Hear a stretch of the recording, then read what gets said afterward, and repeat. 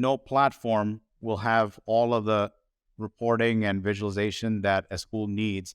That's when a tool like Power BI comes into play, where you can extend the capabilities of metrics and do whatever your school wants to do.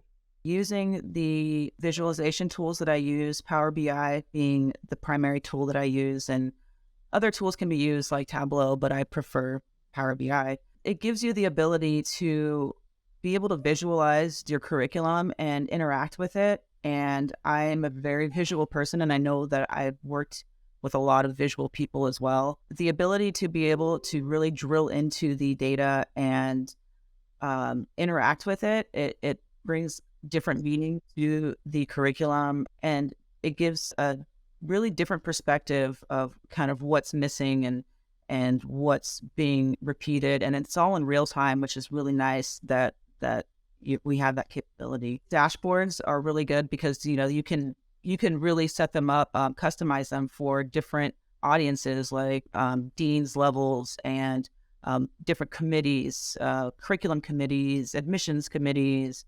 the student progress committees. There's different ways that these can be used and customized for these different audiences so that they can really get down to business and not have to, dig through data. Many schools do different things with the information. They generally doing similar things, like they're comparing cohort performance.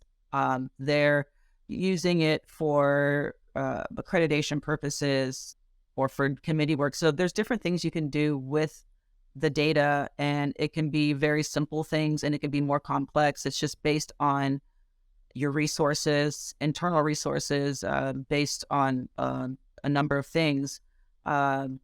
And different schools or different leadership are asking for different things. So it's not really the same across the board, but I mean, there's some similarities and some things that are generally required.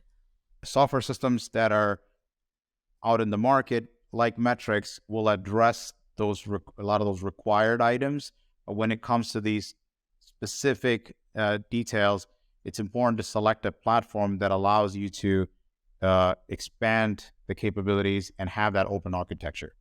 Once your curriculum gap analysis is complete, you can do several things with the data. You can use our basic out-of-the-box reporting that we have. And a lot of platforms, they do have reporting, but not all platforms have the ability to allow you to do different things with the data and don't have that open architecture to be as flexible and provide you also with the information to do that, and say, hey, we have these capabilities and this is what you can do with it, and show them the possibilities and work with them to help them build these really amazing, dynamic, interactive reports.